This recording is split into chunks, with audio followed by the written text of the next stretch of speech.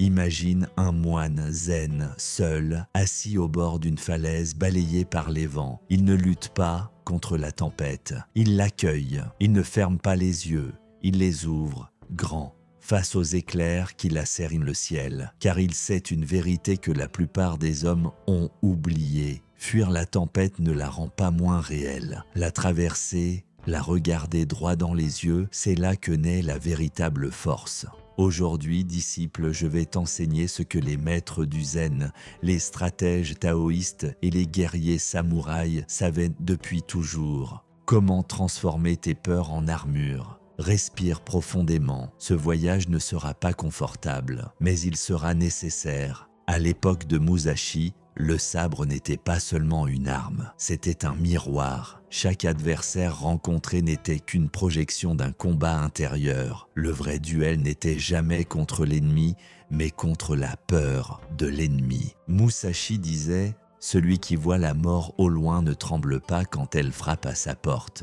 C'est cela que je veux t'inculquer aujourd'hui. La peur n'est pas ton ennemi, la peur est une invitation. Une porte que tu refuses trop souvent d'ouvrir. Dans les montagnes reculées de Chine, les maîtres taoïstes enseignaient que la peur est une énergie brute, que celui qui sait la canaliser devient aussi imprévisible et puissant que l'eau d'une rivière en crue. Celui qui la fuit devient une branche morte, brisée au premier choc. Regarde ta vie, disciple. Combien de fois as-tu reculé, non pas à cause du danger réel, mais à cause d'un monstre que ton esprit avait fabriqué? Combien de batailles n'ont jamais été livrées parce que ton imagination t'avait vaincu avant même le premier pas? Arrête de fuir. Sun Tzu, dans l'art de la guerre, enseignait que la première victoire est mentale. Celui qui connaît sa peur mais ne se laisse pas dominer par elle a déjà remporté la moitié de la bataille. Quand la peur surgit, ne la combats pas brutalement, ne l'étouffe pas, assieds-toi avec elle, observe-la sans trembler. Imagine-toi comme l'eau claire d'un lac. Lorsque le vent de la peur souffle, ton eau s'agite. Mais si tu restes immobile, sans lutter, peu à peu, le vent faiblira. Et dans la transparence retrouvée, tu verras que la peur n'était qu'une ombre passagère. Dans le zen, il existe une pratique secrète appelée Mushin, l'esprit sans esprit. Mushin, c'est l'état où aucune émotion ne t'arrête, où aucune pensée ne t'entrave. Tu agis simplement, avec clarté, sans fardeau intérieur. Quand un moine atteint cet état, même face à l'humiliation, même face à la perte, même face à la mort, il ne vacille pas. Non pas parce qu'il ne ressent rien, mais parce qu'il a cessé de se cramponner à ses émotions comme un naufragé à une épave. Toi aussi, tu peux atteindre cet état. Chaque fois que la peur surgit, souris-lui intérieurement. Chaque fois que le doute t'envahit, accueille-le comme un vieux compagnon. Chaque fois que la douleur frappe, ouvre-lui la porte, offre-lui du thé. Ne lutte pas, absorbe, transforme.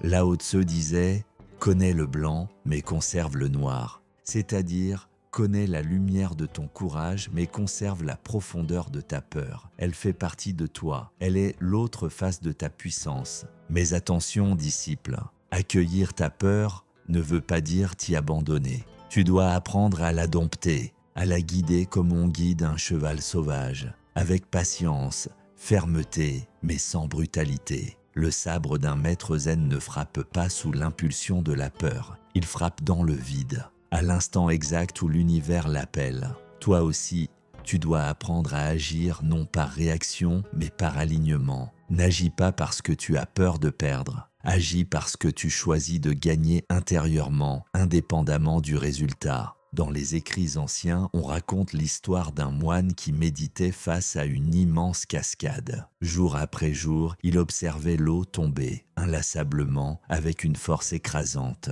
Un jour, son maître lui demanda « Que vois-tu, mon fils ?» Il répondit « Je vois une force implacable. » Le maître secoua la tête. « Non, tu ne vois pas, regarde encore. » Après une longue nuit passée à méditer, le moine comprit enfin. « Je vois la souplesse dans la force, la flexibilité dans l'inexorable. L'eau ne lutte pas contre la chute. Elle la transforme en mouvement, en puissance. » C'est cela que tu dois comprendre toi aussi. Ta peur est ta cascade. Ne cherche pas à l'arrêter, transforme sa chute en élan. Alors, la prochaine fois que tu sentiras l'angoisse monter dans ta gorge, que ton cœur tambourinera dans ta poitrine, que ta main tremblera avant de prendre une décision, souviens-toi, ce n'est pas le signe que tu es faible. C'est le signe que ton âme est en train de s'élargir. Respire, écoute, laisse le moment te traverser et avance, calme,